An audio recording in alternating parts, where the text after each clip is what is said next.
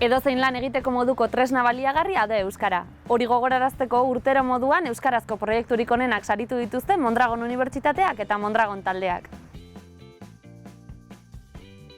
Ikasleak unibertsitatean euskaraz ari dira, gure enpresetan gero eta gehiago egiten dugu euskaraz, baina ondikan bide asko daukagu egiteko. Sari honek nolabait zubi funtzioa egiten dau, unibertsitatea euskaraz dabiltz eta enpresa gero eta euskara gehiago egin behar dugu. Gazteak euskaraz datoz eta errestu egin behar diogu kooperatibetan euskaraz egitera.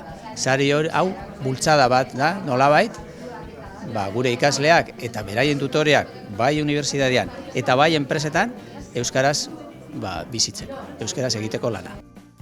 Mikel Irusta enpresagintzako ikasleak jaso du lehen saria Ikalau ikerlanentzat egindako lan batekin. Bigarren saria eskuratu du Iratia bat Goi Eskola Politeknikoko ikasleak Fagor Arrasaterentzat egindako proiektuarekin.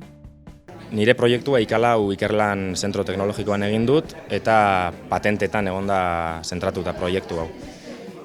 Proiektu hau euskaraz egin dut, noski, eta gehien bat ezagutzen ez nuen gai bat zen, orokorrean edozein hizkuntzatan patenteak ezagutzen ez diren gai bat dira. Eman dit aukera bide batez gaia ezagutzeko eta euskara aldetik gai honetan gaitz tekniko asko ikasteko, erabiltzeko eta orokorrean etorkizunean erabilgarriak izan daitezken ideia asko buruan izateko, ezta?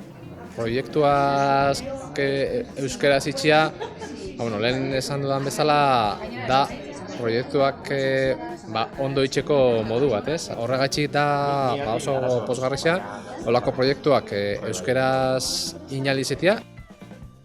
Kooperatibek, Mondragon taldeak, konpromiso bat daukate herriarekin, konpromiso bat daukate euskararekin, hori dauzkagu gure oinarrietan, hori daukagu gure ADN-en, eta horren isla da, adibidez, Euskal Herrian dauden euskara planen artean gehiengoa kooperatibek dauzkatela.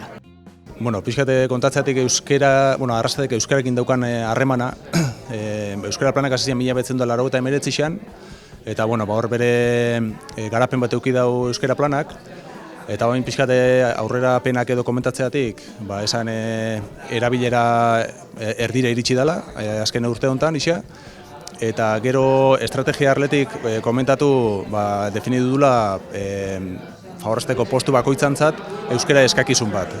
Hor txertatzen da baita proiektuak euskara zaiteko helburua baita.